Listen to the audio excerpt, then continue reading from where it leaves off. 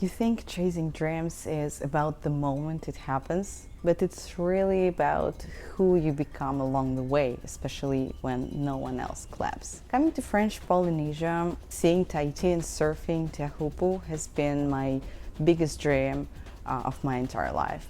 I remember sitting in Russia 8 years ago, pregnant with my son, broke, far from the ocean and even further from my dreams. I watched Moana and cried. I painted Polynesian landscapes, cried over a dream that felt completely out of reach. Too expensive, too far, almost impossible to get all the needed visas required for traveling with my passport. I thought I'd never be able to train for that wave. I'd never save the money. I'd never make it through the paperwork. And yet, here I am. The dream came true and I was happy, genuinely, fully happy. I sacrificed a lot to get here. Career, friendships, belongings. I literally don't own anything, even a car. I poured everything, energy, money, time into this goal, and when it finally happened, it was better than I had imagined. It suddenly felt like my entire life started to make sense in that very moment. I had talked about this dream for years with my family members and friends.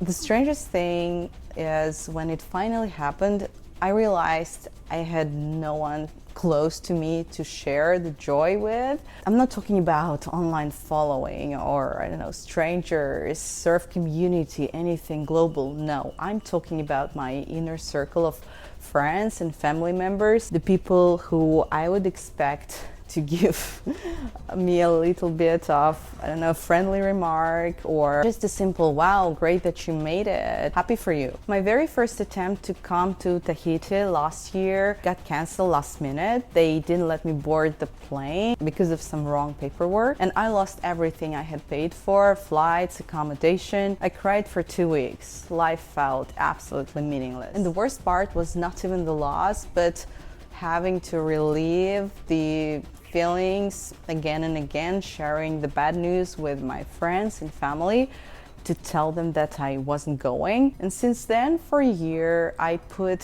every single bit of effort, every plan, decision, and expense that I made was in service of this dream, to try again and come here. So when I finally made it, I felt euphoric, but strangely, also lonelier than ever. I know it's not a big deal for most people. Oh, she just went on a surf trip. But for me, it was sacred.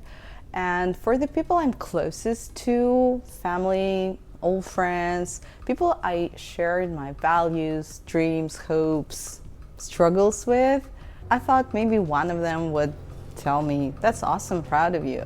But no one did. Same thing happened 2 years ago when I went to Nazareth for the very first time to surf, to try and surf bigger waves there, which then had been like the biggest thing in my entire life. And also I didn't get a single comment from my family member or old friend. The only warmth and encouragement, and a lot of it I got on my journey, was from the people I met along the way, in the surf community, the locals here in Nazaré, in Mexico, Bali, the people I met in the ocean, I talked to on the way there, surfers and tourists. I've been blessed meeting a lot of great people on my way, and those little moments of kindness and warmth, they meant the world to me. So this whole experience taught me two things. First, whatever your dream is, you do it for yourself. No one else needs to get it. You need to be proud of yourself and do whatever makes you happy. And if it is your real dream, you will feel happy no matter if there is a person you would share your joy with or there is not. And the second, if you have a person in your life who's chasing something, show up, celebrate them, hug them, tell them you're happy for them.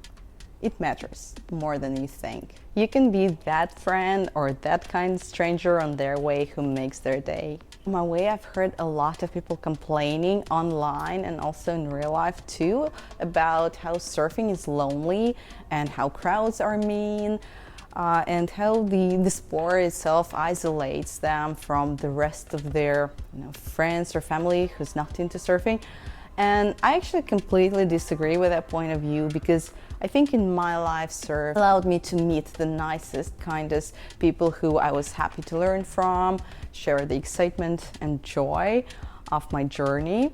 And of course there are mean crowds, but in my opinion the surf community is the best thing that ever happened. Please share your opinion in the comment section below if you agree or not.